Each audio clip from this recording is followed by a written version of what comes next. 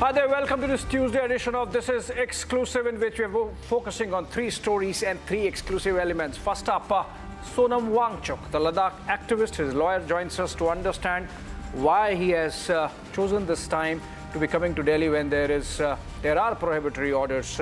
Also, the second story, Cordman Rahim, his 14th or 15th parole now, and we'll get you exclusive pictures from inside the dera and how it's happening so often. We'll discuss that.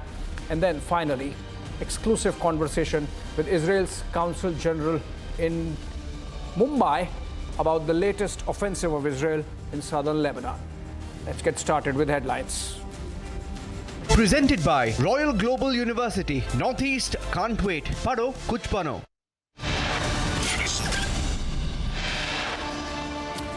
Ahead of elections in Haryana, Congress proxy Sonam Wangchuk goes to Singhu border to test water quality in the garb of climate change, detained by Delhi police.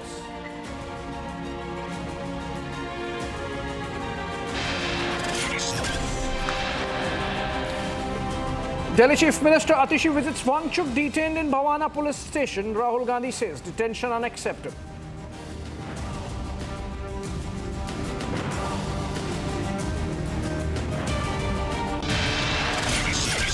After Rahul Gandhi slammed BJP for Wangchuk's detention, BJP MP Ravi Shankar Prasad hits back.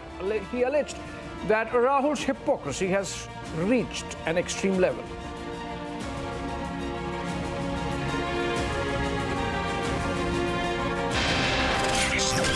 Rape convict Gurmeet Rahim gets his 15th parole in 4 years. Preparations in full swing at his ashram. Republic accesses exclusive visuals.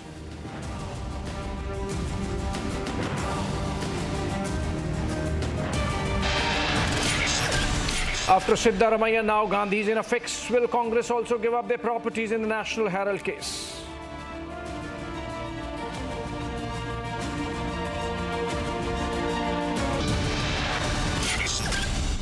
Presented by Royal Global University, Northeast can't wait. Pado kuch bano.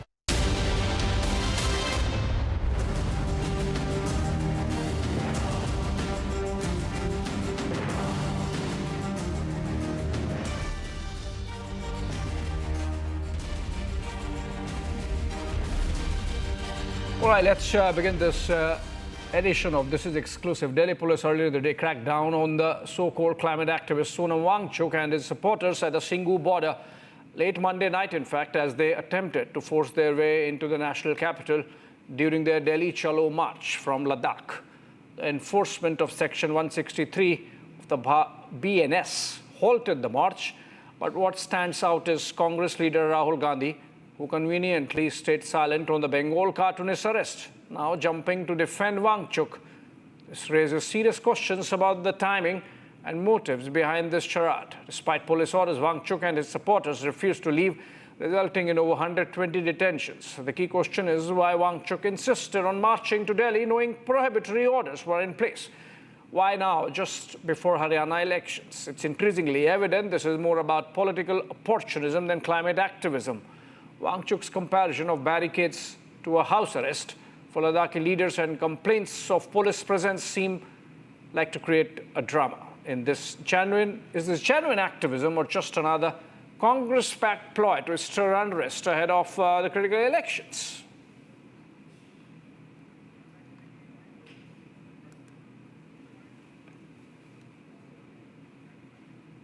All right, if this wasn't enough, take a look at what this so-called Andolan-Jivi Sonam Wangchuk is spewing. He's doing nothing less than trying to demoralize our brave soldiers, questioning the very fabric of our democracy and launching baseless attacks on the Agniveer program. This is an older video, but listen in to give you an idea of how he thinks.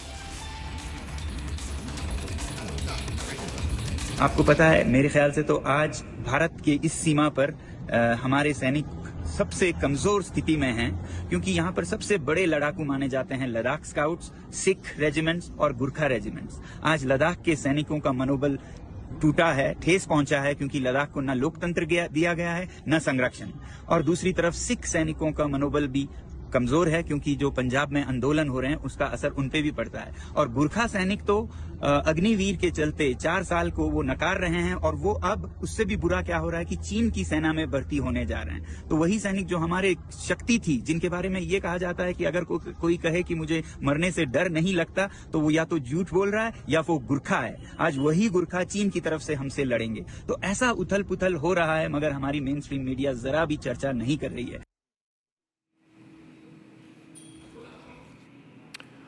All right, earlier we had our correspondent Riyanka visiting the spot where Sonam Wangchuk was arrested. In fact, we saw indie leaders trooping down to stand in solidarity with the Ladakh activists. Let's look at this report by Riyanka.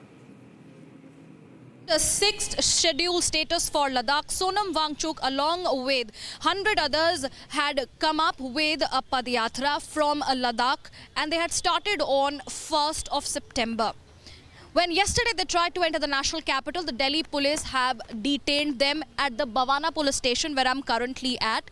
And at this point in time, we have seen that there is a lot of support that is being gained by Sonam Wangchuk from the Congress party, especially if to be specific from the India Alliance. There were visit from the Chief Minister of the national capital here, Atishi Singh, had in fact come in to visit Sonam Wangchuk today during the day, but she was not allowed to visit him. That is what she had told the media personnel. There are several people who have in fact tried to come in and meet Sonam Wangchuk, all his supporters. But on the other hand, the people who had in fact come in from Ladakh along with Sonam Wangchuk, they have been detained at several other police stations near the border areas, Bhavana being one.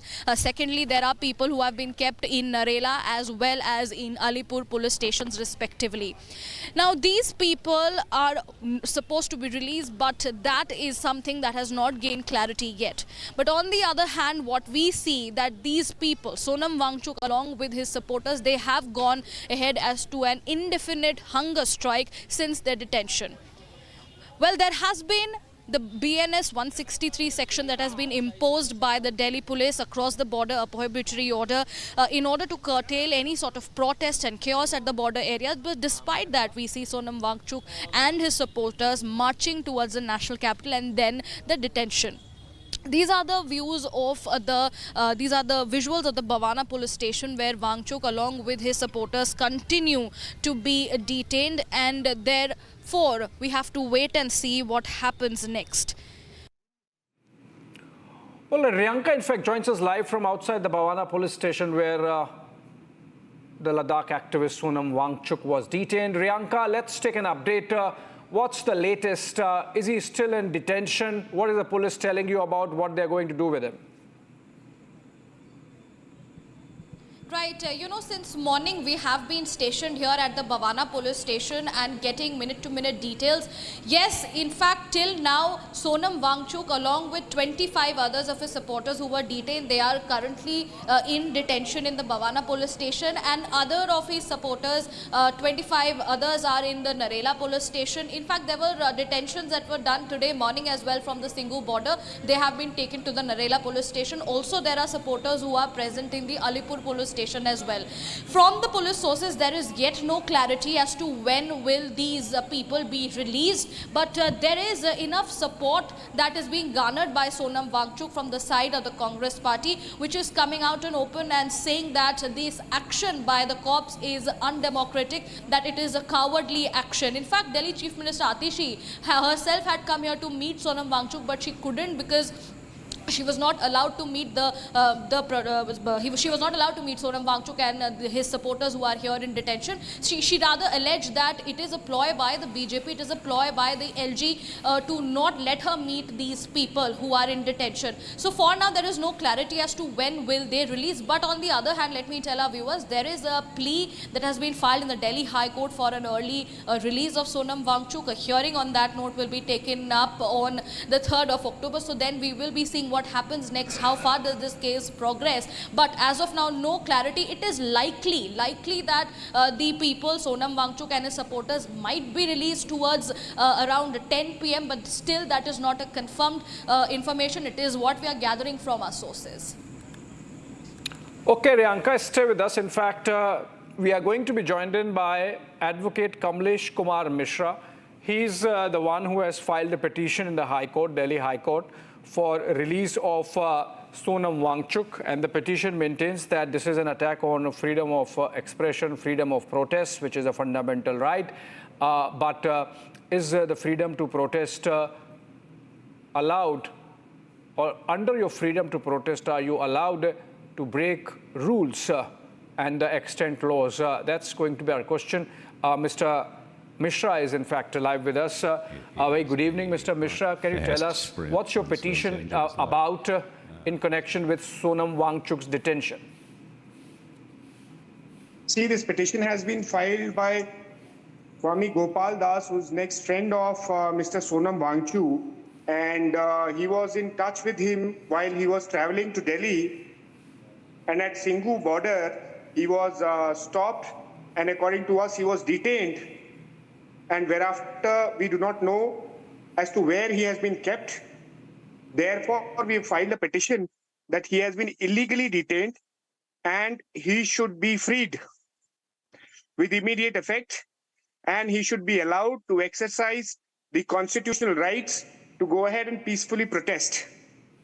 We mentioned the matter today before the Chief Justice at 4 o'clock, and we requested that this matter should be heard urgently because of urgent importance, and thereafter this matter has been kept for hearing on 3rd of October. Okay, so what if, Mr. Mishra, if the activist is released tomorrow? I mean, do you really need that hearing then? No, the hearing would also be required not only for the fact that he was, even if he's released, we would still want that petition to be heard because it has got twofold things. One is that not only that he has been detained illegally, but he's not being allowed to protest peacefully. Secondly, the Delhi police has gone ahead and issued a prohibitory order which is completely illegal and without any logic. So that also has to be examined by the court. Without any logic, that can be an argument, but how is imposing prohibitory orders illegal, Mr. Mishra? And also, aren't you forum shopping? If the cause itself of the petition is gone and Sonam Wangchuk is released, then why do you say that you will still want the petition to be heard? That's forum shopping. Calling it forum shopping would not be right, because forum shopping is called when you want to go ahead and you want to change your forum according to the reliefs that you go ahead and seek. However, since you've said that if he is released, the petition would not survive, it's not the right thing to say, to be said. If in case he is released and he is allowed to peacefully protest, for which purpose he has come here to Delhi, then obviously the petition would not survive. But if in case he is just released and asked to go back, or is not allowed to enter Delhi and is not allowed to peacefully protest, then certainly the petition would survive. Mr. Mishra, I'm not able to hear you because I believe there is some background noise or voice that's playing. Can you just mute it, or if there is somebody in the room, can you ask them to not speak so that we can listen to you? There's some noise there. Is that sorted? Okay, fine. Now my question is that he's allowed to protest, but he's not allowed to break prohibitory orders because there is already a situation at the Singhu border, and him gathering with 100+ people there complicates the situation. I mean, there could have been a way found out, and he could have spoken to the authorities before doing that. Which has to be... Yeah, please go ahead. Mr. Mishra, I think you muted yourself. Can you unmute yourself?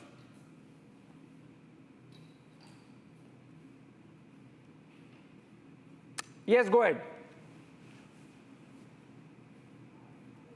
No, we can't hear you. I think there is some audio issue there.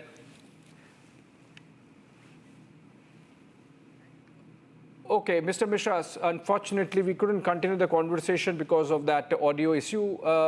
Maybe we'll come back to it in the next wheel. Moving on for now, another second story and exclusive element to that. 15th parole in the last 4 years. Can you believe it?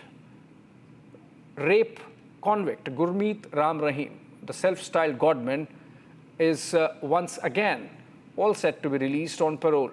This isn't the first time, of course. It's become a routine. Republic TV has accessed exclusive visuals from the Dera Sacha Soda, and the scale of the preparations is staggering. Police jeeps, ambulances on standby, welcome posters everywhere, langar for bhakts, a beautified entrance, all to welcome a convict rapist sentenced to 12 years in prison. Ironically, it seems he's been seen outside those prison walls far more often than he's remained behind them. And obviously, this is a commentary on the manner in which the justice system allows a man convicted of heinous crimes to roam freely on the pretext of parole again and again. Incidentally, also, quite frequently, this is happening in and around elections. This is nothing short of, is it not a mockery of justice? Let's look at this ground report filed by Akhil.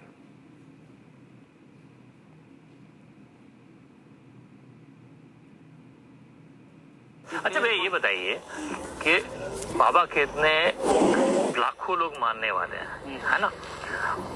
बाबा को जो rape के charge में jail भेज दिया, तो बाबा के follower कम हुए, मतलब उसकी वजह से? आज फॉलोअर 8 लाख के पास हैं, 8 करोड़ के ऊपर हो गए हैं। बहुत हो गए। कितने हो गए फॉलोअर? 8 करोड़ से ऊपर। आप कह रहे हैं कि बाबा के फॉलोअर 8 करोड़ हैं? अच्छा, तो ये जो बाबा को तो लेकिन पे जो इल्जाम है वो ये है कि रेप किया था बाबा ने अपने ये नहीं, ये सब गलत बात है। तो फिर जेल में क्यों है बाबा? आप अच्छाई और बुराई की लड़ाई सदियों से चली आई। हाँ, श्री राम जी के जमाने में, श्री कृष्ण जी के जमाने में अच्छाई और बुराई की लड़ाई आई है। हाँ, ये सब सिस्टम है, भगवान ने अपना बनाया हुआ है। और ये काल के जो पुजारी होते हैं ना, जब अच्छाई आगे चलती है तो काल उसमें जलता है, फिर वो अपने अपने हथकंडे अपनाते हैं। और गुरुजी ने सबसे पहला काम किया कि नशा और बुराइयां छुड़वाई हैं, ड्रग्स। तो जो ये नशा और बुराइयां किसने छुड़वाई है? गुरुजी ने, आपके बाबा राम रहीम ने। राम रहीम। तो कितने लोगों की छुड़वाई है? बहुत लोग। अब जितने हैं 8 करोड़ है, तो सभी की छुड़वाई है। सभी की 8 करोड़ लोगों की छुड़वाई है। लेकिन देखिए, कोर्ट का भी तो फैसला होता है ना। कोर्ट तो हम मानते हैं ना, आप मानते हैं कि नहीं मानते हैं कोर्ट को? अरे कोर्ट का जो फैसला है वो आएगा, थोड़ा बहुत समय और है। अगर हमारे गुरुजी दोषी होते तो बार बार आ रहे हैं, तुरंत वो मिले, और हमारा हर कार्य चल रहा है। उनको तो 11 बार पैरोल मिली है। तो आपको क्या लगता है, मतलब गलत तरीके से उनको जेल भेज दिया गया क्या? बिल्कुल 100%। क्यों? तो आपको तो मतलब जैसे मान लीजिए भैया कि जो न्यायपालिका है, जो कोर्ट है, उस पे तो भरोसा होगा ना। मतलब उन्होंने, कोर्ट ने उस पे ये किया कि उन्होंने रेप किया। नहीं, रेप नहीं किया उन्होंने। आप नहीं मानते हैं? नहीं। मतलब आप बाबा के इतने बड़े भक्त हैं कि आपको इस बात पे यकीन नहीं है कि बाबा ने गलत किया? नहीं किया, बिल्कुल नहीं। बिल्कुल। आपको भी लगता है? आप मतलब 5-6 लोग लगता है क्या बात है? गलत है। अच्छा, वो मतलब आप कह रहे हैं कि वो इल्जाम सही नहीं है क्या भैया? वो गलत आया हुआ, सब इल्जाम गलत है।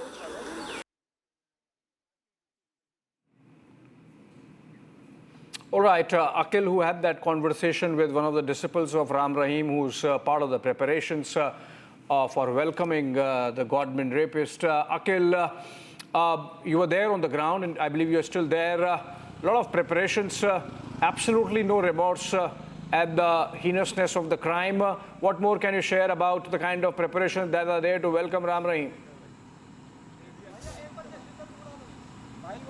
Well, absolutely, Abhishek. If you see right now, we are just standing outside this Bagpat Barnawa ashram. Here you can see the visual of this ashram. But if you will go inside, you will have to walk several kilometers to reach at the main location where Baba lives. So this is one of the key ashrams of Baba, where Baba comes, because on the condition, there were 3 conditions which have been given by the election commissions of giving parole, because this is in just 1 month, this is the 2nd parole which will be given to Baba Ram Rahim, because he's a convict in the rape case of 2 disciples. So what are those conditions? The first condition which has been given is that he's not allowed to live in Haryana because of the election, because Haryana is going for poll on October 5th. So he will not be allowed to live in Haryana. That's why he's coming to UP, and here in Bagpat he will be living over here. Apart from that, he will be not allowed to do any kind of political campaign or give any speeches.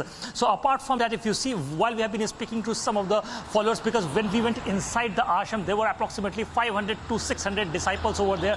I asked all of them the similar kind of questions, and all of them were saying that Baba ki koi bhi galati nahi hai. This is what they have been claiming multiple times. Yes, Abhishek. Yeah. All right, thank you so much, Akhil, with those details. And friends, with this, we move to the next segment, another exclusive on This Is Exclusive, which is a conversation I had a while back with Israel's Consul General for South India, based out of Mumbai, Orly Wiesman, on the Israeli ground offensive on Lebanon. Listen in.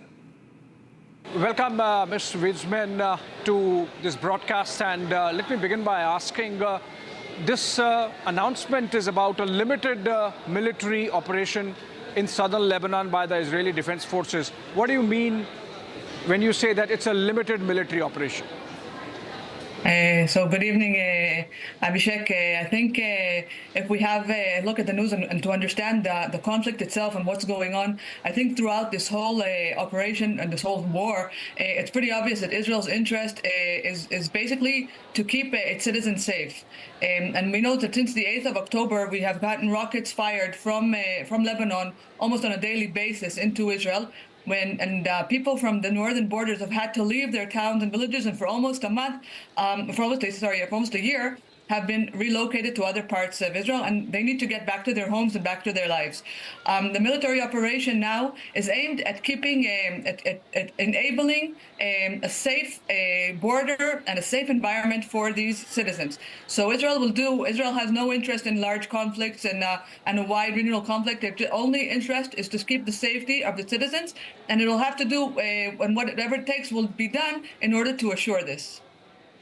Can we say that this ground offensive in southern Lebanon has been launched to degrade the military infrastructure that Hezbollah has in that territory, and to that extent, this offensive might go on till the time that the missile infrastructure is completely taken down? Yeah, so as you know, as I'm sure you've heard, the Hezbollah have throughout the years used basically all of South Lebanon and including houses of private people and civilians to put their infrastructure, to put their weapons, to hide their weapons within civilians, and also sometimes underground in tunnels and others. So Israel has to make sure. We saw what happened on October 7th when this threat was from Gaza. Israel can't let that happen again. So yes, Israel will have to do whatever it does, and to take however long it takes to make sure that the area is clear and that there's no more military threat from that area. Consul General, you might say that you are not looking at widening the conflict, but we have a statement from Hezbollah saying that they are going to respond. In fact, they have, in response to Israel's Operation Northern Arrows, launched Operation Revenge. So obviously, we are looking at the possibility of the conflict widening. Unfortunately, if they decide to respond or to attack again, then Israel will have to make sure that the threat is eliminated. I mean, Israel never initiated this. The attack on October 7th was initiated by the Hamas on their accord, and the Hezbollah decided on its own without being provoked in any way to join. So yes, so if they decide to respond or decide to keep threatening the citizens of Israel, Israel will have to respond and make sure that there's no more threat.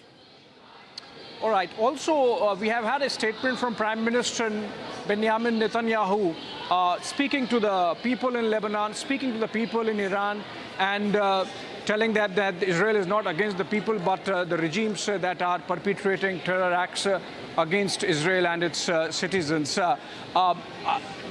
Is it possible that once, like happened in the case of Hamas, once Israel was done with Hamas, you focused on Hezbollah. Once you're done with Hezbollah, their leadership effectively already gone, and now military infrastructure being targeted. The war might move to the Houthis in Yemen, and then ultimately perhaps to Iran as well? So I'm very hopeful that there won't be a regional conflict, and it won't actually happen. But again, Israel is prepared for any threat. So if Iran makes the mistakes and tries to attack Israel directly, Israel will have to respond. Like I think I made it clear, Israel will respond to any threat to its citizens anywhere in the world. and we've seen that happen from Lebanon, from the Houthis in Yemen, and also Iran, who attacked Israel in April. Israel knows how to respond. It chose until now to have a limited response in Iran, but I think the response demonstrated well Israeli capabilities. And if the Iranians make the mistake and try to hurt Israeli civilians and threaten Israel, then the response will come. And again, the whole reason for this and the whole purpose of this is to make sure that Israeli citizens are safe. Ms. Wiesman, in the context of the operation in southern Lebanon, the UN Resolution 1701 is also being talked about. You think that that's any impediment in any manner? I think that if the UN resolution had been implemented to begin with, we wouldn't be in this situation today. And I think that's the diplomatic solution that we're all hoping for. The UN resolution already foresaw the problems that we were having, understood that the UN resolution took into account the threat that Hezbollah was posing on Israel, and that was the diplomatic solution that was found. Unfortunately, it wasn't implemented. If it was implemented, then it would have prevented this whole situation to begin with. And so I'm hoping, and I think Israel is hoping, that this will be implemented, and that will be the best outcome right now for the immediate outcome. Hopefully, in the future, there'll be a more permanent outcome, because, like you said before, Israel has no problems with the citizens of Lebanon, has no problem with the citizens of Iran. We hope that they are able to thrive in Iran, in Lebanon, and they can do this if they have a regime, a democratic, stable regime, which loves the people more than it hates the enemies, or what they perceive as enemies. So when that happens, that'll be the real stability, long-term stability that we're looking for. My last question to you, ma'am, with effectively entire Hezbollah leadership gone, effectively entire Hamas leadership gone, if negotiations have to take place on ceasefire, whom would you be talking to? It really depends. I'm hoping it really depends what happens, and right now we know that Iran is the puppeteer of all these organizations. So it really depends how things develop. Hopefully, the Lebanese government will be able to also contain some more Hezbollah. Maybe they will have a stronger hold in Lebanon, and that will make things much easier, because then there'll be a sovereign government who's able to control the situation and to speak. And in Hamas, we're hoping that there is some kind of other solution once the hostages are returned safely, and we can find a solution with them as well. All right, if hostages are returned, maybe a solution can be found. Thank you so much for joining us, Ms. Wiesman, Consul General of Israel for South India from Mumbai. Thank you so much. Thank you.